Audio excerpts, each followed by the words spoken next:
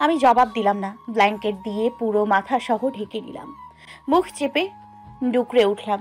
তীব্র আমার এমন আচরণে আর কিছু জিজ্ঞেস করলো না, চুপ হয়ে গেল। আমি যতটা সম্ভব শব্দ না করে কান্না করার চেষ্টা করে গেলাম। পুরো রাতটাই কেটে গেল নিঃশব্দ কান্নায়। পাশে থাকা তীব্র টের পেয়েছে কিনা জানা নেই, তবে সে একটা শব্দও করেনি আমার সাথে। সকালবেলা ফজরের নামাজ পড়ে আবার শুয়েছিলাম বলে উঠতে উঠতে অনেক বেলা হয়ে গেল। ঘুমের জন্য মাথাটা ভার হয়ে আছে প্রচন্ড রকমের।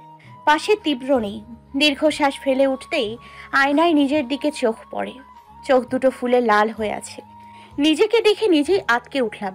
বাড়ির বাকিরা প্রশ্ন করলেও টিহা, মিলি আর ছোট মামি কিছুতেই ছাড় দেবে না। জলদি করে ফ্রেশ হয়ে চোখে ভালো করে ডললাম, কিন্তু চোখের ফোলা তো কমবে না। শেষে ওভাবেই বের হলাম। হাত খোপা করে মাথায় আঁচল টেনে নিতেই চোখ পড়ল মেঝেতে। কাল যেখানে ফুলের গাছরা চুড়ি ফেলেছিলাম সেগুলো ওখানে নেই। ড্রেসিং টেবিলের দিকে তাকিয়ে দেখলাম সেখানে সযত্নে চুড়ি আর গাছরা রাখা। ওগুলো ওখানে কে রাখলো? তীব্র, উনি এগুলো ফ্লোর থেকে ওঠালে নিশ্চয়ই টের পেয়েছে কিছু। আমি দীর্ঘশ্বাস ফেলে নিচে নামলাম। আশেপাশে তীব্রকে কোথাও নজরে পড়ল না। মানুষটা কিছুদিন পরেই আমাকে ছেড়ে দেবে, অথচ আমার বেহায়া মন তার সান্নিধ্য পেতে ব্যস্ত। টিহা আর মিলি আমাকে দেখে দৌড়ে আসে, কাছে এসে বলে, ভাবি শরীর কেমন তোমার? কাল তো আর আসলেই না তুমি। আমি উত্তর না দিয়ে মাথা নিচু করে দৃষ্টি এদিক ওদিক করতে থাকলাম। মিলি আমার হাত জড়িয়ে বলে, ভাবি কত কিছু যে মিস করলেন আপনি। আহারে। এবারও জবাব দিলাম না। টিহা আমার নীরবতার কারণ বুঝতে না পেরে থুতনিতে হাত দিয়ে মুখ উঁচু করে। সাথে সাথে আতঙ্কে চোখ বন্ধ করে নিলাম, বড় করে শ্বাস নিলাম। টিহা বলল, চোখ মুখে এমন দশা কেন ভাবি? তোমার কি সত্যি শরীর খারাপ লাগছিল কাল? আমি ফাঁকা ঢোক গিললাম। উত্তর দেওয়ার আগেই ডাক পড়লো আন্টির। আমি টিহা আর মিলিকে পাশ কাটিয়ে আন্টির কাছে আসলাম। আন্টি আমাকে শুধু একটা লিস্ট হাতে ধরিয়ে দিয়ে বললেন যেন বড় মামা, ছোট মামা, আঙ্কেল কাউকে না কাউকে এটা দিয়ে দিই। আমি মাথা নাড়িয়ে লিস্ট নিয়ে চুপচাপ চলে আসলাম। মিলিকে আস্তে করে জিজ্ঞেস করলাম, বড় মামা, ছোট মামা বা আঙ্কেলকে কোথাও দেখেছো? আব্বু রুমে, কাকু আর আঙ্কেল বাহিরে গার্ডেনে। বড় মামাকে ভয় লাগে আমার জন্য। তার আদরের মেয়ের বিয়ে ভেঙে গেছে, তাই সে আমাকে তেমন একটা পছন্দ করেন না। তাই তার কাছে না গিয়ে আমি বাড়ি থেকে বের হলাম গার্ডেনের উদ্দেশ্যে। এসে দেখি আঙ্কেল আর ছোট মামা বসে খোশ গল্পতে মেতেছে। আমি মাথা নিচু করে এসে আঙ্কেলের দিকে লিস্টটা এগিয়ে দিয়ে বললাম, আঙ্কেল, আন্টি বলেছে এগুলো আনতে। আঙ্কেল আমার থেকে লিস্টটা নিলেও ছোট মামা ভ্রু কুঁচকে বললেন, কিসের আঙ্কেল আন্টি? কে আঙ্কেল আর কে আন্টি? আমি ওনার হঠাৎ এমন প্রশ্নে খানিকটা থতমত খেয়ে গেলাম। আঙ্কেল হেসে বললেন, আরে আর বলো না, প্রাণেশ্বর মা আমাকে আর তোমার আপাকে আঙ্কেল আন্টি বলে। আগেকার অভ্যাস নাকি? আগেকার অভ্যেস তো ঠিক আছে, কিন্তু এই কথা আব্বাজান জানে? আঙ্কেল দুপাশে মাথা নাড়লেন। ছোট মামা আমার পাশে দাঁড়িয়ে মাথায় হাত রেখে বললেন, আমার আব্বাজান কতটা কড়া এটা তো তুমি ভালো করে জানো আম্মু। তাই এখন থেকেই আঙ্কেল আন্টি ডাকা বন্ধ করো, নয়তো ভুল করেও এ কথা আব্বাজানের কানে গেলে না আস্ত রাখবে না। আর শ্বশুর শাশুড়িকে কতদিনই বা আঙ্কেল আন্টি ডাকবে শুনি? হ্যাঁ, আর এটা তো আর কয়েকদিনের ব্যাপার না যে আজ আছে কাল নেই। তাই এখন থেকেই বাবা মা ডাকতে শেখো। আমি ভদ্রমের মতো মাথা নাড়লাম। তারপর ওনাদের কাছ থেকে বিদায় নিয়ে বাড়ির পাশের বড় পুকুরটার দিকে এগোলাম। ছোট মামা তো জানে না যে আসলেই এটা কয়েকদিনের ব্যাপার, শুধু এরপর আমাদের বিচ্ছেদ। আসলেও আমি আজ আছি তো কাল নেই। শুধু শুধু আব্বু আম্মু ডেকে মায়া বাড়িয়ে কি লাভ? মাথার আঁচলটা ভালোভাবে টেনে নিয়ে পুকুর পাড়ে সিঁড়িতে বসলাম। পা পানিতে ডুবিয়ে স্বচ্ছ পানিকে ঘোলাটে হতে দেখলাম। ধীরে ধীরে আবার পানি ঠিক হয়ে গেল। পানিতে অস্পষ্ট নিজেকে দেখে হাসলাম। বড় করে শ্বাস নিয়ে চোখ বন্ধ করে রইলাম। অনুভব করলাম আমার পাশে কেউ আছে। চট করে চোখ মেলতেই তীব্রর গম্ভীর মুখটা চোখে পড়ে। কিছুক্ষণ তার মুখ পানে তাকিয়ে আমি দৃষ্টি সরালাম। দুজনের মধ্যেকার নীরবতা কাটিয়ে উনি নিজেই বললেন, কিছু হয়েছে? আমি জবাব দিলাম না, প্রয়োজনেই মনে করলাম না। যদি দূরত্বটাই হয় আমাদের পরিণতি, তবে সে দূরত্ব এই মুহূর্ত থেকেই হোক। পাশাপাশি বসেও দুজনের মধ্যকার দূরত্ব যেন আকাশ সমান। দুজনেই টের পেলাম সে দূরত্ব। আমি ওনার প্রশ্নের উত্তর না দিলেও নিজে থেকে প্রশ্ন করলাম, আমরা বাড়ি কবে ফিরবো? তীব্র কোনো রকম প্রশ্ন ছাড়াই উত্তর দিল। আজ গায়ে হলুদ শেষ হলে কাল বিয়ে। এরপর নানা ভাই যাওয়ার অনুমতি দিলে 2 দিন পরই চলে যাব, আর না দিলে কিছুদিন থাকতে হবে।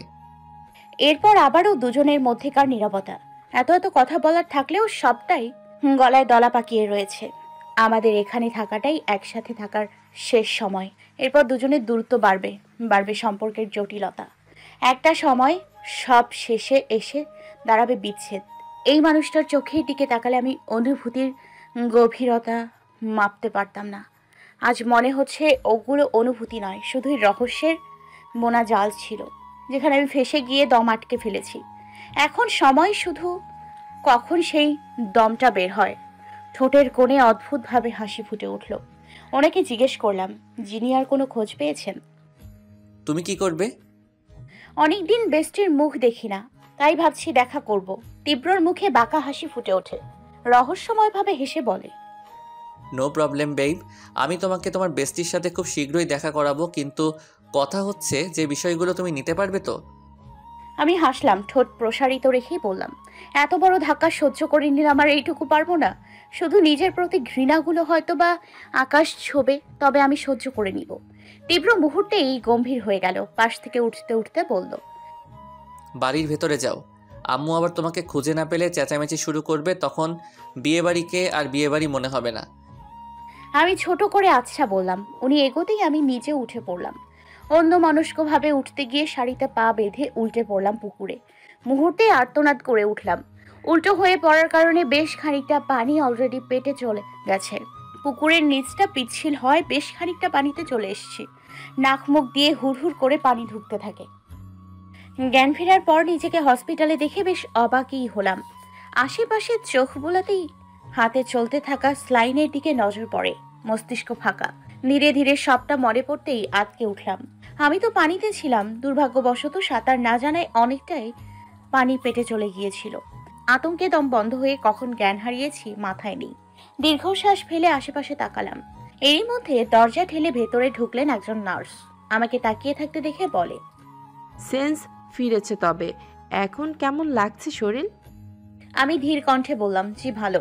নার্স এসে স্লাইন চেক করে মুচকি হেসে বললেন,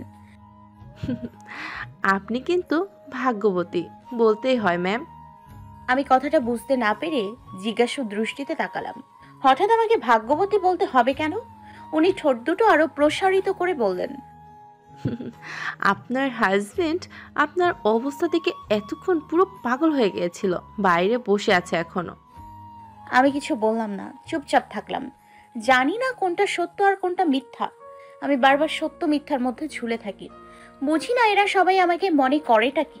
ফোঁস করে উঠলাম। নার্স আপুটি আবার বললেন, তবে আপনাকে দেখে কিন্তু আমার সামান্যতম হিংসেও হয়েছে ম্যাম। এত হ্যান্ডসাম, কেয়ারিং, লাভিং একটা হাজবেন্ড পেয়েছেন, ওয়াও। আপনা আপনি ভ্রু কুঁচকে গেল। মেয়েটার চোখে স্পষ্ট মুগ্ধতা। রাগে গা জ্বলে উঠল। কত বড় সাহস, আমার বরের দিকে নজর দিচ্ছে, তাও আবার আমাকেই এসে বলতেছে। বলি, এদেরকে লজ্জা শরম কিছু নেই? ফোঁস করে উঠলেও কিছু বললাম না। আপাতত চুপই থাকলাম। আমি তো অসুস্থ, তাই না? কিছুক্ষণ পর নার্সটি বের হয়ে যায়। সাথে সাথে কেবিনে আসে তীব্র। চোখ মুখ দেখে বোঝার উপায় নেই তার এই মুহূর্তে প্রতিক্রিয়া ঠিক কি। তীব্র চুপচাপ টুল টেনে বসে গম্ভীর কণ্ঠে বলল, সাঁতার না পারলে পুকুরে যাওয়ার কোনো দরকার ছিল তোমার? পেট পুড়ে পানি খেয়েছো তো? ওনার কথা শুনে নড়ে চড়ে একটু কাশি দিয়ে গলা পরিষ্কার করলাম। কোনো জবাব দিলাম না। আসলে উনি কেয়ার করলো নাকি ধমকালো আমি এটাই বুঝলাম না। উনি আমার নীরবতা দেখে কপালে ভাঁজ ফেললেন, দাঁতে দাঁত চেপে বললেন, মুখে কি এখনো পানি আছে যে জবান দিচ্ছ না? মুখে পানি কেন থাকবে? তাহলে প্রশ্নের উত্তর দাও না কেন? কষ্ট লাগে উত্তর দিতে? আপনি আমাকে ধমকাচ্ছেন কেন? আমি না অসুস্থ? কোথায় একটু আদর করে মিষ্টি করে কথা বলবে তা না, ধমকাচ্ছেন। এই আপনার ভালোবাসা? এই ছিল আপনার মনে? আমার কথায় তীব্র রীতিমতো চোখ পিটপিট করে চেয়ে রইল কিছুক্ষণ। তারপর আমার দিকে ঝুঁকে এসে কপাল গাল চেক করে। আমি ভ্রু কিঞ্চিত কুচকে বললাম, কি হয়েছে? এত কাছে আসতেছেন কেন? এটা হসপিটাল তো। থাক, আদর করতে বলছি বলে এখানে করতে হবে এমন না বিষয়টা।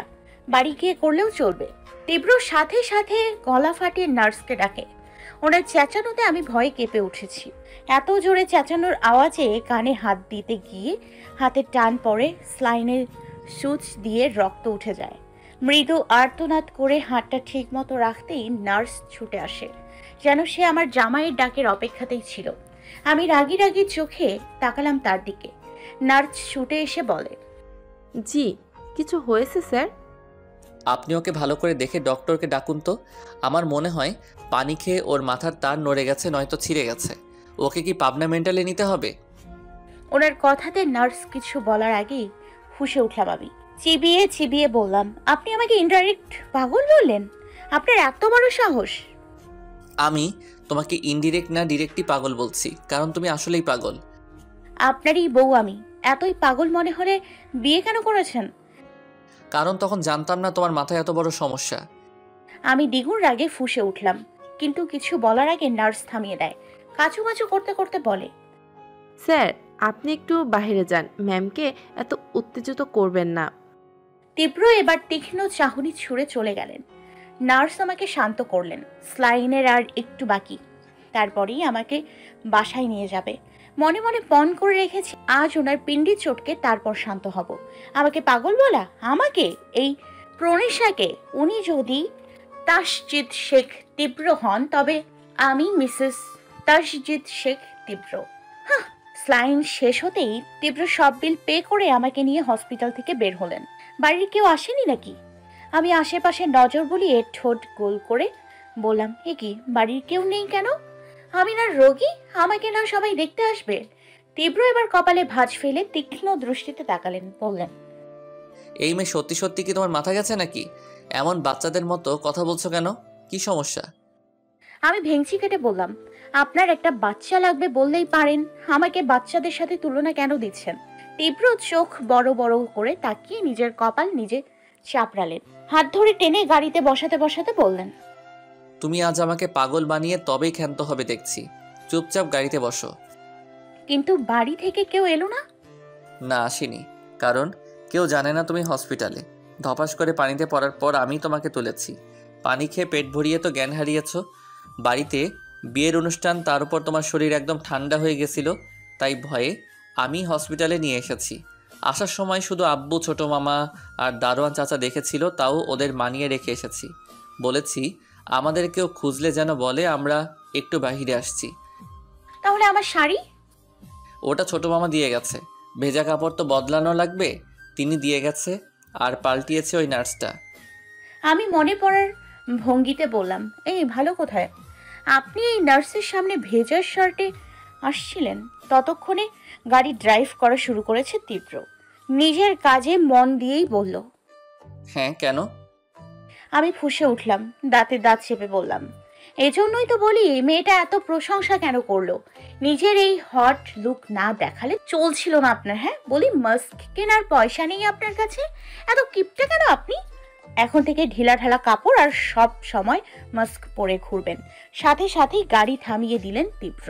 ড্যাব ড্যাব করে মুখের দিকে তাকিয়ে রইল। আমি ধমকে বললাম, সমস্যা কি? গাড়ি থামিয়েছেন কেন?